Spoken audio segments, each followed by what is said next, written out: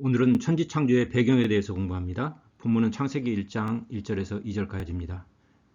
태초에 하나님이 천지를 창조하시니라. 땅이 혼돈하고 공허하며 흑암이 깊음 위에 있고 하나님의 신은 수면에 운행하시니라. 아멘. 일단 본문의 문맥부터 살펴보기로 하겠습니다. 1장 1절에 보면은 하나님이 천지를 창조하시니라. 이게 물리적 우주 창조를 믿는 것이 믿음의 시작입니다. 그 뒷부분 1장 2절부터는 창조의 배경이 기록되어 있는데 특이한 점은 2절부터는 무에서 유의 창조가 아니라는 점입니다. 그 배경이 땅이 혼돈하고 공허하고 새로운 세상의 창조가 요구되는 상황이죠. 그래서 3절 이후로 빛이라든지 생명체라든지 또 생명체가 살 수 있는 땅이라든지 이러한 것들에 대한 하나님이 보시기에 좋은 것들에 대한 창조가 기록되어 있습니다. 그래서 창조의 배경은 하나님이 보시기에 좋지 않은 것이 배경이 되겠고 그 성격이 혼돈, 공허, 흑암, 깊음 이런 것들로 표현이 되어 있습니다. 창세기 1장 전체 그리고 그 이후 부분을 살펴보면 사용되고 있는 단어가 일상용어가 아닌 군사용어임을 우리가 알 수가 있습니다. 특히 창세기 2장 1절은 1절 태초에 하나님이 천지를 창조하시니라 하고 여러 가지 하나님이 보시기에 좋은 것들의 창조를 일별로 나열한 후에 마침말에 해당되는 내용이죠. 천지와 만물이 다 이루니라. 천지, 하늘과 땅에 있는 것들, 만자는 모든 것을 뜻하는 단어이고 물은 영어 성경에 호스트라고 번역이 되어 있는데 히브리 본문에는 사바임이라고 되어 있습니다. 사바임의 사바는 동사형은 전투한다는 뜻이에요. 파이트라는 단어고 명사형은 군대라는 뜻. 그러니까 하늘의 군대와 땅의 군대를 다 하나님이 창조하셨느니.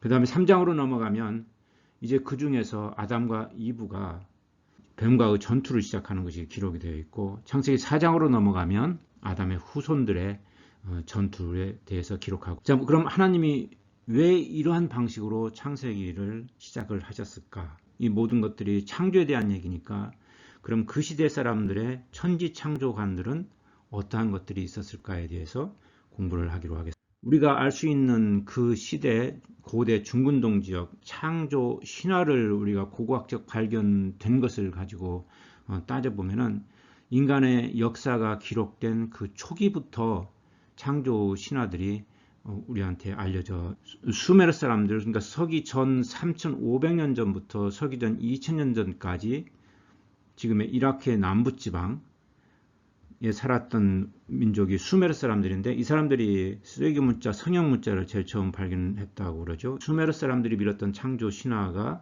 가장 오래된 것이 수메리안 킹리스트라고 해서 서기전 2000년 전에 기록이 된 것과 그 다음에 서기전 18세기에 기록된 걸로는 에르드 제네시스라는 것이 있습니다.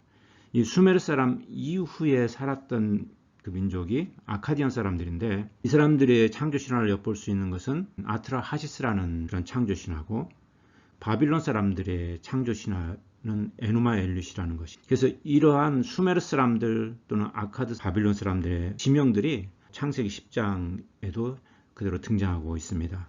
오늘 창세기 1장을 듣는 이스라엘 사람들이 살았던 시대는 출애굽이죠. 서기 전 15세기 경으로 해당이 된다고 그럽니다.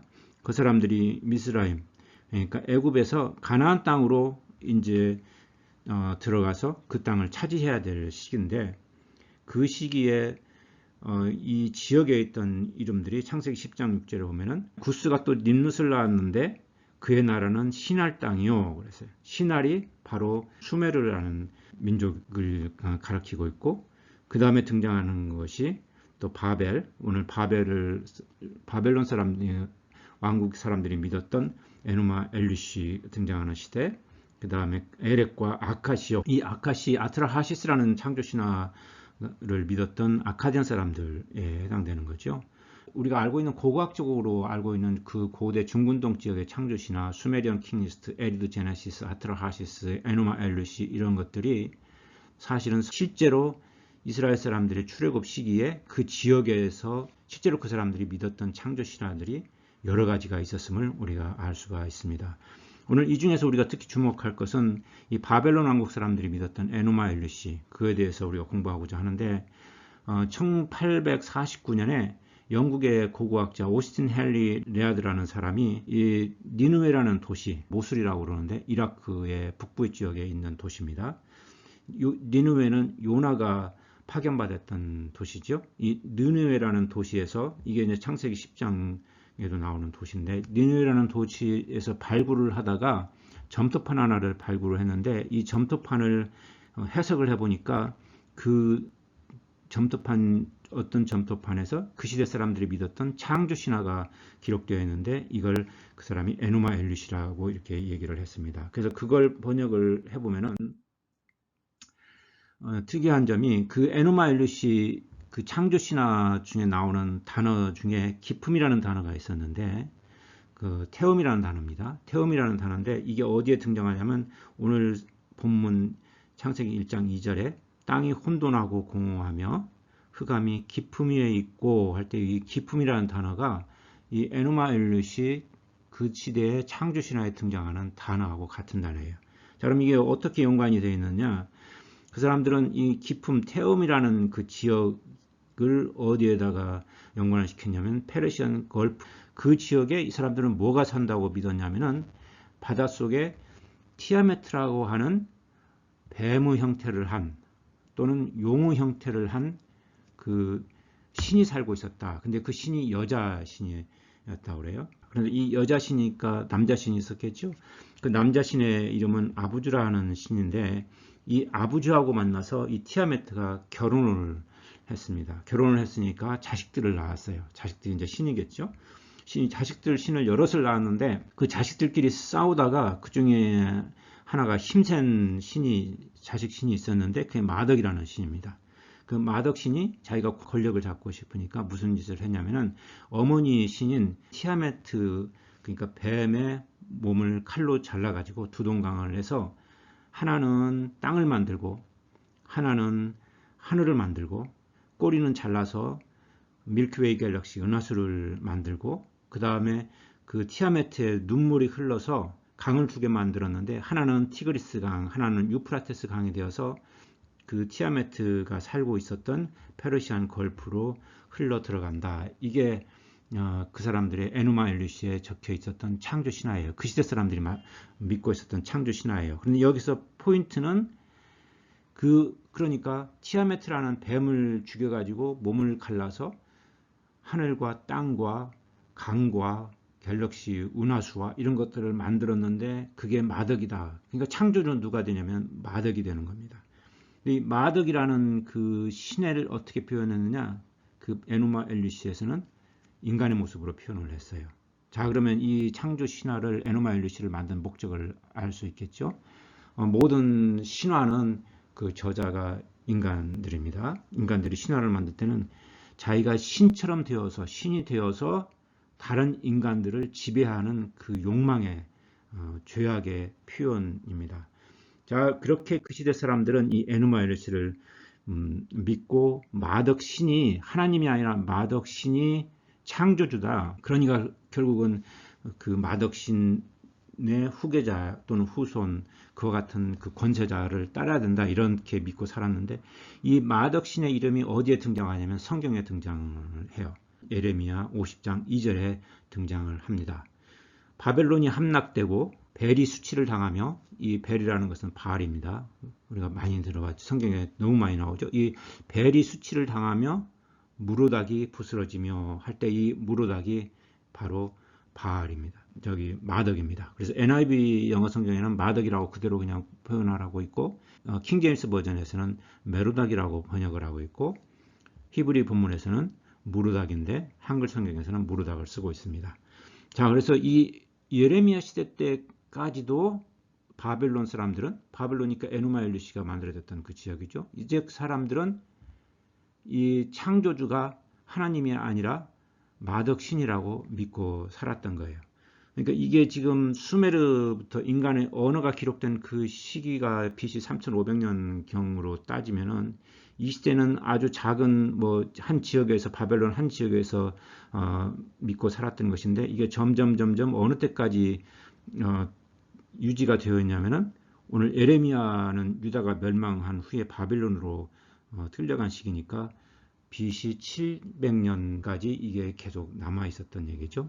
마덕이 창조주라고 믿었던 이러한 신화가 어느 때 이렇게 번성하게 되어 있냐면은 그전에는 별로 그렇게 유명한 신이 아니었었는데 함무라비 왕이 BC 18세기에 살았는데 이 사람이 자기 바벨론 왕국의 왕이 되면서 자기의 나라의 신으로 수호신으로 이 마덕을 삼았어요. 그 전까지는 그 마이너리티였던 것 같아요. 마덕이 700~800년을 거쳐서 점점 번져나가면서 느부갓네살 1세가 왕이 된 BC 11세기 경에 이 중근동 지방 전체로 퍼져나가기 시작된 거였어요. 그때는 이제 중근동 지방에 묻은 사람들이 창조주는 누구냐? 마덕, 무르닥이라는 그 신이다 이렇게 믿고 살게 되었습니다. 그러니까 결국은 이러한 것들이 이제 창조주가 하나님이 아니고 마덕이 되고 마덕신이 되고 그 다음에 열왕기 하 같은 경우를 보면은 바벨론 왕국의 왕이 자기의 이름을 에윌 무르닥이다 이렇게 지었단 말이에요. 여기서 에윌이라는 것은 어떤 영어 성경에는 이블 무르닥 그렇게 하고 어떤 경우는 그냥 에윌 무르닥 그렇게 하기도 하는데 무르닥은 마덕신입니다. 번역하기를 에윌이란 말이 어떤 경우는 솔저라고 번역을 하는 걸로 봐서는 이 왕은 이 바벨론의 왕은 자기가 누구의 군사냐? 내가 바로 이 창조주 무르닥 마덕의 군사다. 그 왕에 해당되는 거죠. 이제 그렇게 표현을 했다고 합니다. 자, 그러니까 이 사람들이 자기가 하나님과 같이 되어서 자기가 무르닥을 마덕신을 창조주를 대신하는 사람이니까 하나님과 같이 되어서 선악을 알 줄을 하나님이 아심이니라. 구약에서 안다는 말은 행한다는 뜻이에요. 자기가 그걸 주관한다는 뜻이에요. 그러니까 자기가 하나님 창조주를 대신해서 마덕신 창조주를 대신해서 자기가 나라를 통치하니까 옳고 그른 걸 자기가 알아서 하겠다는 얘기죠. 그래서 그 시대 사람들은 이 마덕을 창조뿐만 아니라 저스티스, 옳고 그른 것을 만들어내는 신이다 이렇게 섬겼다고 그래요. 그러니까 그 신을 대신하니까 이 바벨론 왕이 당연히 자기가 선과 악을 결정을 해서 벌도 주고 상도 주는 그런 하나님과 같은 위치에, 그러니까 결국은 이 마덕신과 같은 창조주의 위치에 올라감으로 인해서 뭐예요? 인간의 죄악의 극치, 이 뱀이 마귀가 예언을 했던 너희 하나님과 같이 되어 선악을 너희들이 정하고 행하는 그런 것이라. 그 뱀의 말이 실현된 그러한 것에 해당이 되겠죠. 자, 그래서 오늘 보면은 이러한 마덕신이 어떤 상태가 되었냐면은 그냥 그 사람들이 믿기만 한 것이 아니고 마덕신의 주 페스티벌이 언제였냐면은 매년 새해만 되면은 뉴이어 때 아키투라 하는 그 페스티벌을 열었는데 신년 그 행사를 열었는데 이때 이 사람들이 에누마 엘루시, 다시 말하면 바빌론 사람들이 이게 우리의 창조주는 이제 하나님이 아니고 마덕신이다. 그리고 그 역할을 대신하는 사람이 우리의 왕 누구 뭐 에윌 무로닥이 됐든지 우리의 왕이다. 이것을 해마다 그 새해마다 페스티벌에 선포를 하는 거예요. 선포를. 그러니까 하나님의 입장에서 보면은 자기의 위치를 올라오려고 하는 자기 그 하나님의 창조주의 권한을 무시하는 인간들이 그 마덕이라는 신을 창조주를 하나 만들어 갖고 하나님한테 선전포고하는 셈이 된 것입니다. 자, 그래서 하나님 이스라엘 민족을 그 애굽 땅에서 끌어다가 그러한 것들이 이미 관영에서 퍼져버린 가나안 지방에다 집어넣으면서 신명기 31장 이후로 이 율법을 갖다가 낭독하라 그렇게 얘기하죠. 낭독해서 모든 이스라엘에게 듣게 할지니, 이스라엘뿐만 아니라 이스라엘 안에 거하는 타국인까지 모아서 그들한테 낭독해서, 다시 말하면 선포해서 듣고 배우고 하게 할지니라. 그래서 너희 하나님 여호와를 경외하게 할지니라 이렇게 얘기합니다. 그래서 모세의 율법의 첫머리는 무엇로 시작하죠? 오늘 1장 1절에서 태초에 처음부터 하나님이 여호와 하나님이 천지를 창조하셨느니라. 그러니까 이건 다시 말하면 뭐예요? 그 지역에 살고 있는 무르닥을 창조주라고 믿고 그걸 선포하는 사람들한테 그 사람을 따지면은 선전포고하는 거나 마찬가지죠. 그러니까 전쟁이 시작되는 거예요. 영적인 전쟁이 시작되는 겁니다. 그러니까 오늘 본문 말씀에서 보면은 왜 창세기 1장 1절 이후로 왜 전투 용어를 사용해서 하나님이 창세기를 주시는지를 우리가 알 수 있습니다. 자, 그렇게 하나님이 선포하라고 그랬는데 이 율법을 이스라엘 사람들은 잊어버렸죠. 하나님 말씀을 잊어버리고 경외를 하지 않고 자기들 마음대로 이제 그 이방인들처럼 살게 되었어요. 그러니까 그들을 망하게 하셨어요. 하나님이 멸망시켜서 그들을 끌어다가 다시 어디에다 놓으셨어요? 이제 에누마 엘루시, 마덕이 무로닥이 창조주다 그것을 자기 나라의 그 신화로 삼았던 본거지 바벨론으로 끌어가셨어요. 그래서 예레미야 50장 1절에 보면은 여호와께서 선지자 예레미야로 바벨론과 갈대아인과 그 에누마엘리시가 나타났던 공포되었던 그 땅에다가 그 본거지에다가 끌어다 놓고 너희는 열방 중에 광고하라, 공포하라, 길을 세우라, 숨김없이 공포하여 이르라. 그렇게 이 성경에서 벌써 4번, 5번이면 굉장히 심한 강조입니다. 그러니까 율법을 주신 이유가 영적인 전투에서 하나님의 누구신지를 선포하라고 그러는데 그걸 잊어버리고 그들처럼 똑같이 되어버리니까 하나님이 다시 그들을 끌어다가 이제 가나안이 아니라 본거지, 더 악한 인간들의 본거지다 놓고 거기서 선포하라고 하시는 걸 우리가 볼 수 있어요. 그러면 바벨론이 함락되고 벨이 수치를 당하며 무르닥이 부스러지며 우상들은 부서지는다 하라 이렇게 얘기를 하십니다. 자, 그러니까 하나님의 말씀은 땅에 떨어지지 않고, 그러니까 하나님이 오래 참으시지만은 하나님의 말씀을 경외하지 않는 사람들은 결국 하나님이 그들을 이끌어다가 하나님의 말씀을 공포하게끔 하시는 걸 볼 수가 있습니다. 자, 오늘서 창세기 1장 1절과 2절의 이 구속사적 문맥을 보면은 오늘 본문 2절에서 혼돈, 공허, 흑암은 영적인 상태를 가리키는 걸 알 수가 있습니다. 이 1장 1절과 2절이 다른 성경의 본문에서도 반복됨을 알 수가 있어요. 그래서 이 성경 전체의 구속사적인 문맥으로 이렇게 쭉 찾아보면은 창세기 1장과 2절이 구약의 본문에서도 반복이 되는데 이사야서 65장 17절에 보면은 내가 새하늘과 새 땅을 창조하나니 그 말씀이 나오죠. 그게 이제 이사야가 살았던 시대에서 조금 한 200~300년 흐른 후에 이 예레미야 4장으로 가면은 내 백성은 나를 알지 못하는 우준한 자여 지각이 없는 미련한 자식이라 악을 행하기에 지각이 있으나, 그러니까 악을 빨리는 행하고 선은 행하기에 무지하도다. 선이 무언지도 모르니까 행하지는 않는 거죠. 그래서 이러한 상태를 보고 하나님이 표현을 하시기를 내가 땅을 본즉 혼돈하고 공허하며 하늘을 우러른즉 거기에 빛이 없으며 그렇게 말씀을 하세요. 자, 그러니까 이 창세기 1장과 2절이 이사야서와 예레미야 4장 이후에 그대로 반복이 되는 거예요.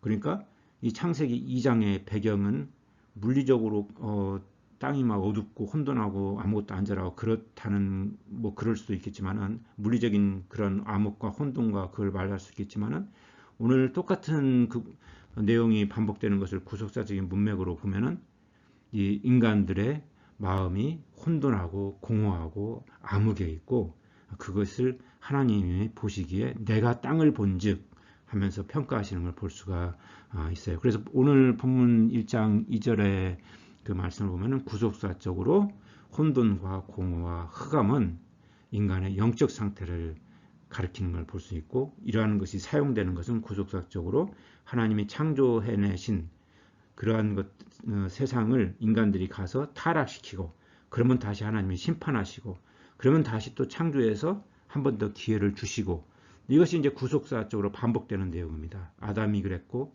노아가 그랬고 이스라엘이 그랬고 그래서 예수님이 오셔서 새 땅을 창조하시는데 빛으로 오셨는데 또 우리 주변은 여전히 암흑이 있고 그래서 요한계시록 때 마지막으로 심판이 이루면서 새하늘과 새 땅이 완성되는 거죠. 그래서 히브리서 1장 1절을 보면은 옛적의 선지자들도 여러 부분과 여러 모양으로 ESV 영어 성경을 보면 many times 그렇게 되어 있죠. 아담, 노아, 이스라엘, 성육신, 요한계시록 여러 many times 여러 시기에 many ways 여러 가지 모양으로 아담과 그 상황, 노아 홍수, 이스라엘, 그다음에 지금 이런 것들이 조금씩 틀리지만은 같은 메시지잖아요.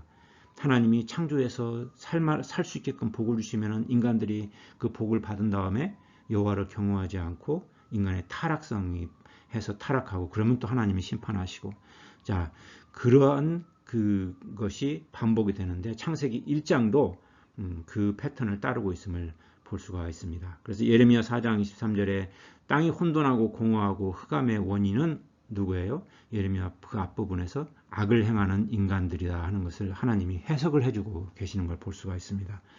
그래서 창세기 1장 2절에 혼돈과 공허와 흑암도 원인도 마찬가지로 인간의 타락에 대해서, 영적인 타락에 대해서 말씀하고 있는 걸 볼 수가 있습니다.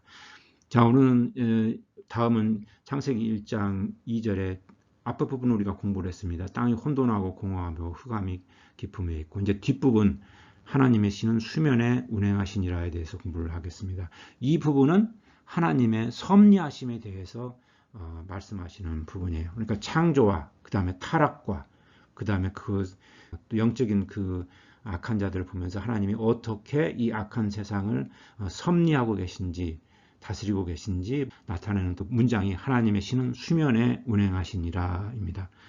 자, 여기에서 이 수면이라는 단어하고 뭐하고 관계되냐면은 이 기품이라는 단어하고는 다시 마찬가지입니다. 앞에서 말했던 기품도 결국은 그 페르시안 겨울프와 같은 깊은 바닷물을 의미하는 거죠. 그러니까 수면은 이스라엘 사람들은 여기서 마임이라는 단어인데 그것을 물리적인 공간만으로 이스라엘 사람들은 보지 않았고 그곳에는 영적으로 어두운 세력, 포악한 세력이 살고 있다, 이렇게 그 사람들은 봤어요.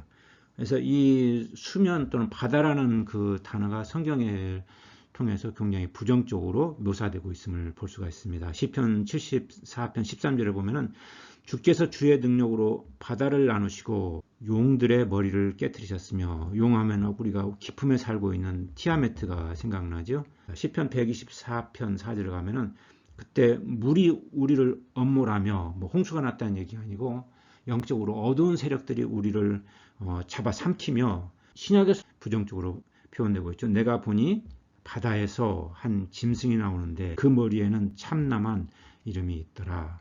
그래서 수면이라는 것이 오늘 본문 말씀에서도 악한 것들이 있는 그 본거지를 가르치는 것을 보고 있습니다. 그 다음 단어를 보면은 하나님의 신은 수면에 운행하시니라, 운행한다는 그 단어에 대해서 공부를 하겠습니다. 자, 운행한다는 단어는 히브리 본문에는 라프라는 단어입니다. 큰 호수 수면에 하나님의 신이 운행하시니라 하면, 우리가 그 운행하시니라는 단어는 원래 경례라는 단어예요. 신명기 32장을 보면은 아직 연약한 자기 새끼를 해하지 못하도록 그 위에서 보호막을 치는데 강하게 너풀거리면서 막고 있다는 거야. 그래서 이 라프라는 단어를 잘 표현하는 것이 시편 139편에 해당되는데, 여호와께서 나를 감찰하십니다. 그러면 감찰하신다는, 서치한다는 것이죠. 내가 앉든지 간에 일어서든지 간에, 심지어 내가 하늘에 올라가든지 간에 음부에 가든지 간에 하나님께서 나를 감찰하시고 아십니다. 그러니까 독수리가 나를 날개짓으로 보호하시는 것처럼 주께서는 흑암이 숨기지 못하며, 그러니까 흑암이 나를 덮쳐오지 보게끔 흑암도 막고 계시는, 그래서 강한 하나님의 섭리하심, 의인은 구원하기 위해서 악인은 억눌러서 의인을 해치지 못하도록 하나님이 막고 계시는 섭리를 표현하고 있는 단어가 그 하나님의 신이 수면에 운행하시니라 하는 그 표현에 잘 나타나 있습니다. 2절의 말씀을 통해서 우리가 알 수 있는 것은 하나님이 악을 통제하고 계신다. 그래서 악인에게는 절망적인 소식이에요. 땅이 혼돈하고 공허하고 흑암이 있어서 자기들 세상인 줄 알았는데, 하나님이 모르실 줄 알았는데 하나님이 알고 계신다. 그 다음에 하나님의 백성에게는 위안과 담대함을 주시는 말씀이에요. 정말 악이 판치는 같은 것, 세상에서 하나님이 왜 이렇게 내버려 두시나 그런 것 같은데 실제로는 하나님이 통제하시면서 하나님을 의지하며 훈련시키려고 하시는 거다 하는 것을 알게 하시는 것이 목적이란 말이에요.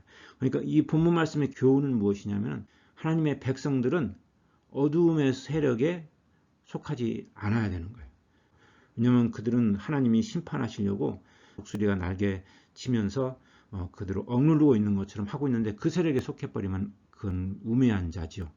그래서 오늘 본문 말씀을 통해서 하나님의 섭리, 우리가 하나님을 의지하는 것을 배워나갈 수가 있습니다.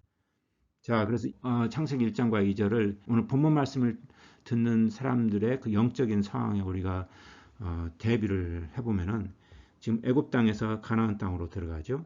온 세상에 에누마 엘리시 같은 창조주가 하나님이 아니라 마득 같은 신이니까 그 권위를 받아서 행하는 그러한 하무라비 같은 왕의 목적에 순종해야 된다. 이게 이제 온 세상에 퍼져 있는데 여기서 그 본거지와 같은 이 가나안 땅으로 들어가는 땅이 혼돈하고 공허하고 흑암이 깊음에 있는 그 가나안 땅으로 지금 들어가는 상황입니다. 하나님이 이스라엘 민족에게 위안을 주시는 거예요. 두려워하지 말라 그러는 거예요. 하나님의 신은 수면에 운행하시니라. 그들 세력 이유를 지금 감찰하시느니라. 그러니까 걱정하지 말라 이런 거죠. 그래서 그들 거기 가서 에누마 엘리시가 아니라 마득의 창조주다 이게 아니라 하나님이 창조주야 하는 것을 선포하라. 자, 그 목적의 만물 호스트 군대로서 이스라엘 백성을 창조하셨 것이다. 이게 지금 이 말씀을 듣고 있는 이스라엘 민족한테 해주시는 말씀이란 말이에요. 그러니까 태초에 하나님이 천지를 인간이 살 수 있게끔 창조하셨던 것처럼 가나안 땅에 다시 그 너희들이 살 수 있는 땅으로 창조를 해줄 것이다. 이게 오늘 1장 1절과 2절을 통해서 앞으로 일어날 일들에 대해서 그 배경과 하나님의 섭리와 일어날 창조에 대해서 하나님이 말씀하시고 있어요. 다음은 적용입니다. 오른쪽 밑에 그림이 밀크웨이 갤럭시를 찍은 것이죠. 서기전 18세기 바벨론 사람들은 이게 티아메트의 꼴이야 이렇게 그걸 마득이 만들었어 마득이 창조주야 이렇게 믿고 살았는데 요즘은 그렇게 믿지는 않죠. 1859년에 발행된 오리진 오브 라이프를 출판했던 찰스 다윈이라든지 우주에 관해서는 1927년에 빅뱅 시오리라든지 그 다음에 생명체의 기원에 대해서 실험적인 결과로는 우리가 1953년에 시카고 대학의 스탠리 밀러가 발표했던 프리모델 수프 티오리 등이 있습니다. 근데 이런 것들은 제일 처음에는 과학적 관찰에 해당이 되었어요. 이를테면 찰스 다윈 같은 경우도 원래는 신학을 공부하던 사람이 학생이었죠. 이 찰스 다윈도 이것들을 관찰해서 이걸 가지고 창조주가 하나님이 아니라 자연이야 이렇게 하나님을 공격할 때 쓸 마음은 별로 없었어요. 사실은 이러한 과학적인 이론을 가지고 하나님의 공격을 할 때 사용한 사람들은 이 과학자가 아니고 다른 사람들이었어요. 과학적 현실은 어떻게 보면은 하나님이 어떻게 우주를 또는 우리 생명체를 창조하셨나 이것을 정확히 잘 인간 나름대로 관찰을 해서 오히려 하나님의 영광을 드러내는데 사용될 수가 있습니다. 과학하는 사람들이든지 과학자든지 아니면 과학자가 아닌 사람들인지 기독교인들의 비율은 양 그룹에서 차이가 없다고 그럽니다.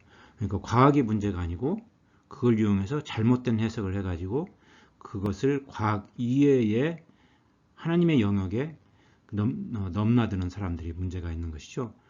사실은 이 과학이라는 것들은 증명을 해야 되는데 이 창조에 관한 영역에서는 증명을 할 수가 없어요. 왜냐하면 창조는 이전 일인데 인간이 그 시점으로 돌아갈 수가 없잖아요. 그러니까 예를 들면은 욥에 대해서 하나님이 욥한테 질문할 때 천지 창조에 대해서 열거를 하십니다. 욥기 38장에서 41장까지가 오히려 창세기 1장보다 우주라든지 은하수라든지 이런 뭐 지구상에서는 생명체라든지 자세하게 기록을 해놓으셨어요. 그걸 기록을 해놓은 다음에 욥기 38장 4절에서 3절에서 하나님이 너는 대장부처럼 허리를 묶고 내가 너한테 묻는 것을 대답할지니라 이렇게 하나님이 질문을 하세요. 그러면서 하나님 여호와가 땅에 기초를 놓을 때 네가 어디 있었느냐 깨달아 알았으면 말할지니라 그래요. 그러니까 다시 말하면은 우리 인간의 과학적인 능력으로는 그걸 증명할 수 없다는 거죠. 다만 지금 현상을 관찰해서 추측을 할 뿐이죠. 그것은 문제가 안 돼요. 그런데 내 생각으로 하나님의 그 창조한 그 위치되는 에누마 하무라비 왕처럼 그렇게 할 때는 그건 과학적 관찰의 범위를 증명할 수 있는 범위를 넘어버렸으니까 옛날에 신화하고 별 다를 바가 없는 셈이 됩니다. 과학은 과학의 범위에 머물러 있고 우리 미약한 인간으로서 알지 못하는 것은 또 알지 못하는 상태로 남겨두는 것이 오히려 이성적이라고 생각이 됩니다. 오늘 본문 말씀을 통해서 왜 성경에서 기품이라든지 마덕이라든지 바알이라든지 이러한 창조신화 용어들이 등장하는가 하는 것에 대해서 살펴보기로 하겠습니다. 첫 번째 목적은 하나님의 말씀을 깨우치게 하기 위해서 그러합니다.